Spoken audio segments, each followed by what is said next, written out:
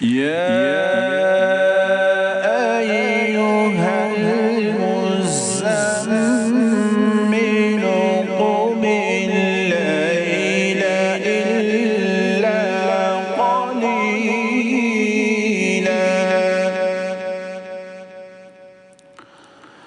نصفه أو انقص منه قليلا أو زد عليه ورتل القرآن ترتيلا